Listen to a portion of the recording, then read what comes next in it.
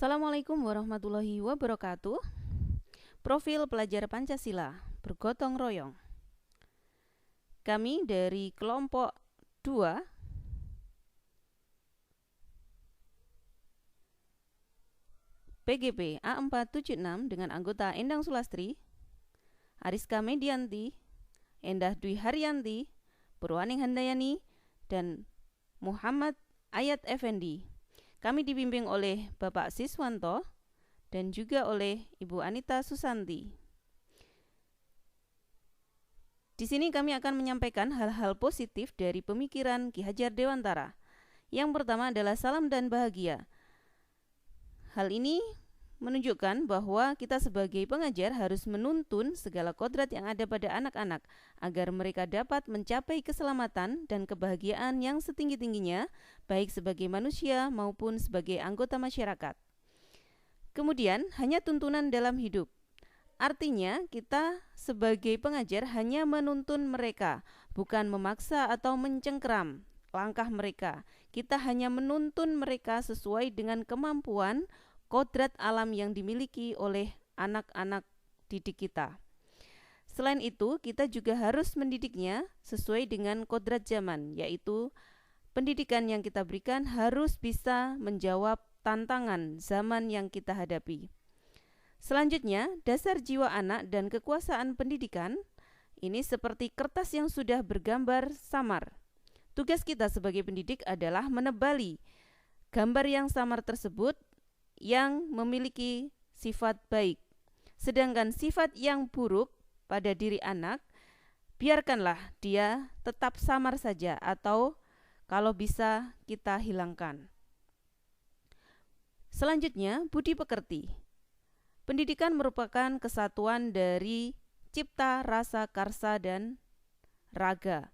Semuanya harus bersinergi menghasilkan pendidikan yang kita inginkan. Jadi pendidikan bukan hanya produk dari cipta saja atau rasa saja, akan tetapi keempat-empatnya. Selanjutnya adalah semboyan yang sudah sangat terkenal, yaitu Ing Ngarso Sung Tulodo, yaitu guru di depan sebagai contoh, Ing Mantio Mangunkarso di tengah memberikan semangat, sedangkan Tutwuri Handayani di belakang memberikan dorongan. Hal positif yang disepakati oleh kelompok kami adalah pendidikan harus berfokus atau berpusat pada anak, diberikan nama Merdeka Belajar. Pendidikan ini harus mendidik anak sesuai dengan kodrat alam dan juga kodrat zaman, menjawab tantangan zaman. Nah, yang sesuai dan yang kami pilih adalah gotong royong. Selanjutnya, potensi yang dimiliki sekolah di daerah kami yaitu yang pertama adanya tim penjamin mutu sekolah. Kemudian adanya kelompok kerja bakti, adanya kotak amal. Di sini biasanya siswa tiap hari Jumat atau hari-hari tertentu diberikan kotak amal yang mana siswa akan memberikan sumbangan ke kotak amal tersebut dan selanjutnya hasilnya akan diberikan kepada teman-temannya yang sedang mengalami musibah.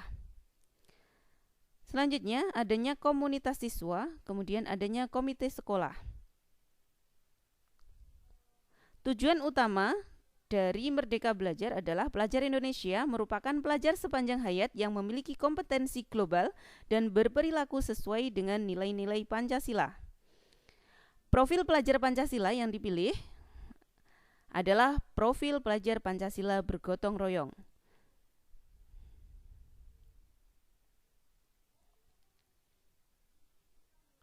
Kompetensi pelajar Pancasila diharapkan pelajar memiliki kemampuan bergotong royong, yaitu kemampuan untuk melakukan kegiatan secara bersama-sama dengan sukarela agar kegiatan dapat berjalan lancar, mudah, dan ringan. Kunci gotong royong di sini adalah kolaborasi, kepedulian, dan berbagi.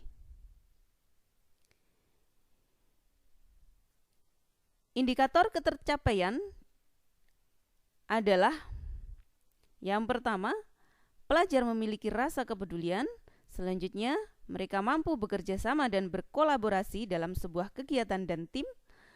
kemudian mempunyai simpati dan empati terhadap sesama, memiliki rasa kekeluargaan, dan mampu memberikan semangat kepada orang lain untuk bisa bekerja sama sehingga menghasilkan karya dan mencapai tujuan bersama. Hal yang dilakukan untuk mencapai profil pelajar Pancasila gotong royong adalah yang pertama, selalu membiasakan peserta didik untuk bekerja sama dalam pembelajaran, misalkan dengan berdiskusi dan juga pembuatan proyek secara bersama-sama. Selanjutnya, selalu memberikan contoh kepada peserta didik tentang penerapan perilaku gotong royong dalam kehidupan sehari-hari. Di sini bisa dicontohkan adanya takziah atau membantu saudara-saudara kita yang sedang terkena musibah. Alasan memilih profil pelajar Pancasila dengan sifat gotong royong adalah karena kami melihat peserta didik sekarang ini jiwa gotong royong atau kerjasamanya mulai memudar. Mereka sudah mulai kecanduan dengan gadget atau gawai sehingga membuat mereka mempunyai jiwa individualisme yang tinggi dan kurang bersosialisasi dengan lingkungan sekitar. Bahkan sampai ada suatu ungkapan bahwa HP atau gadget bisa mendekatkan yang jauh dan menjauhkan yang dekat. Bisa kita lihat di sekitar kita, banyak orang atau siswa duduk bersama akan tetapi mereka tidak peduli dengan lingkungan mereka. Tidak saling tegur sapa dan hanya fokus terhadap gadgetnya saja. Selanjutnya, gotong royong merupakan salah satu kecakapan yang diperlukan di abad 21. Mencapai profil pelajar Pancasila gotong royong ini bisa dengan memberikan contoh keteladanan dalam bergotong royong melalui pembiasaan, misalkan piket kelas, bakti sosial, Sabtu bersih ataupun Jumat bersih. Selanjutnya bisa dengan memberikan kegiatan kepada peserta didik berupa tugas proyek untuk melatih jiwa gotong royong dan kolaborasi dengan sesama.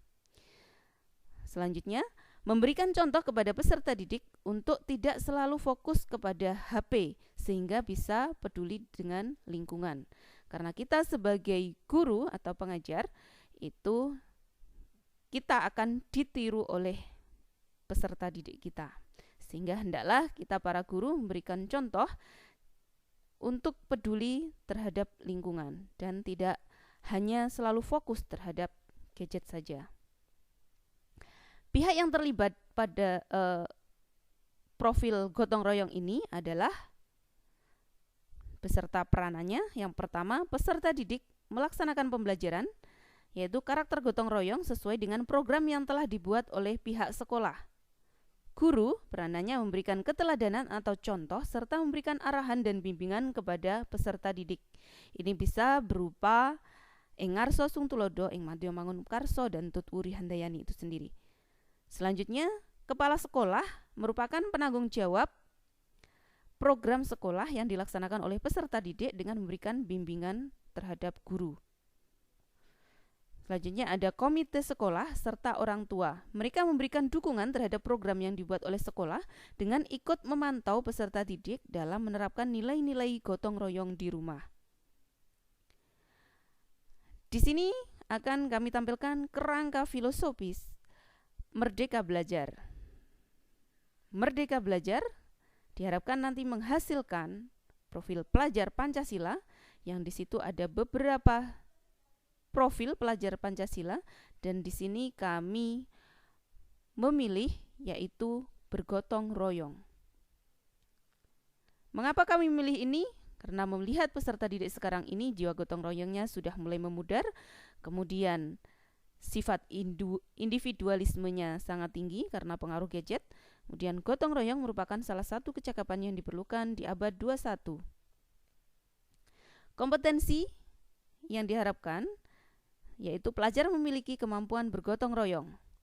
Selanjutnya, indikatornya adalah pelajar memiliki rasa kepedulian, bekerja sama dan kolaborasi, mempunyai simpati dan empati, memiliki rasa kekeluargaan, dan mampu memberikan semangat kepada orang lain untuk bekerja sama sehingga menghasilkan karya dan mencapai tujuan bersama. Mencapai profil pelajar Pancasila gotong royong dapat diberikan dengan memberikan contoh keteladanan dalam bergotong royong melalui pembiasaan, memberikan kegiatan pada peserta didik berupa tugas proyek untuk melatih gotong royong dan juga bisa memberikan keteladanan, kepedulian pada sekitar. Pihak yang terkait atau terlibat di sini ada peserta didik, guru, kepala sekolah, komite sekolah, dan orang tua. Sekian, terima kasih dari kelompok 2 PGP Angkatan 4. Terima kasih. Assalamualaikum warahmatullahi wabarakatuh.